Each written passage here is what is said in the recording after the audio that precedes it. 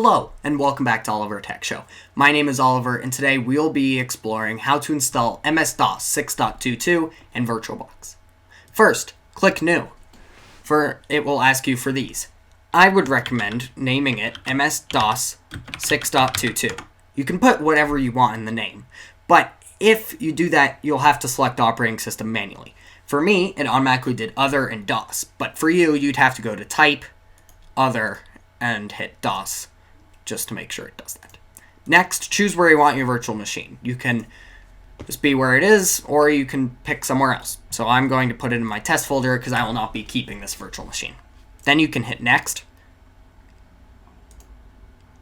For some reason, I already have another test virtual machine there, probably from when I accidentally did it. So for me, I'm just going to delete that folder. That won't happen to you. Hit Next. Memory size, I would recommend 32 to 512. In my case, I'm going to give it 512 megabytes. You can choose something else. The recommended memory size is 32 megabytes. I would do 512. Next, create a virtual hard disk. You're just going to want to choose Yes, VDI,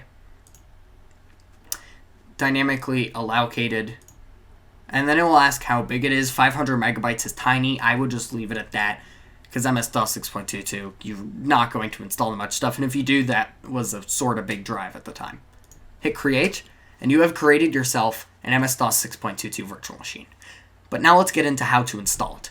So, you're going to need to go into Settings, and you're going to need to go to Storage, and you're going to see this controller floppy. Over here, you're going to want to click this and choose a disk file. Using the files located in the description, you're going to want to locate where you have it located. I have all my floppy disks organized, so you won't have to do it. So find your image file for it, and put in Disk 1 Setup. After you do that, click OK. Then hit Start. It will then open up a new window and start your virtual machine. This can take a few seconds, especially because I'm running OBS. There it is. Now it's going to say, hey, where do you want to hit your startup disk with? Just click cancel. And if it doesn't do that, then it's fine. Starting MS-DOS.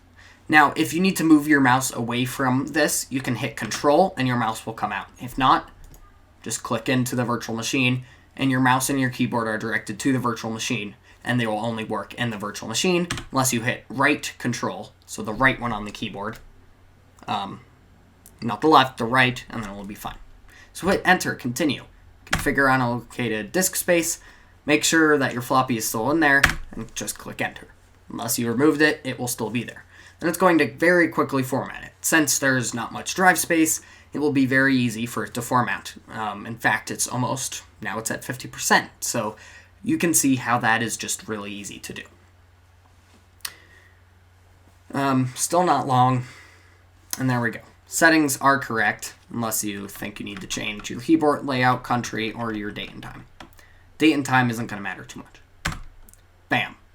Now choose where you want it. I'd leave it normally. That's what I would very, very, very much recommend CDOS, especially if you're going to tweak the autoexec.bat files later on.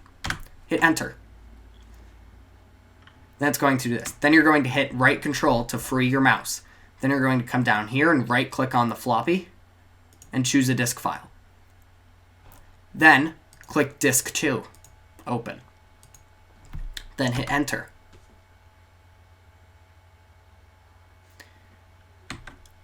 Bam. There you go.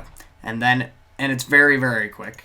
So then right click on the floppy, choose another disk file, Disk 3. Hit Enter again. And it's going to ask to remove it. So then in this time, you're going to right click on the floppy and hit Remove Disk from Virtual Drive. Then you can hit Enter.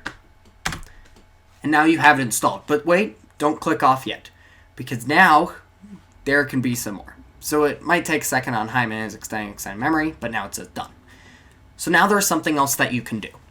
And you can go find an Oak Technologies CD-ROM driver. I'm not sure if I'm going to be able to find it, so it probably won't be in the link in the description. But if you can find it, or I'll link you to another video that has it. If you can find it, put the CD-ROM image file in the drive. After you do this, you're going to want to switch to the A drive. So A,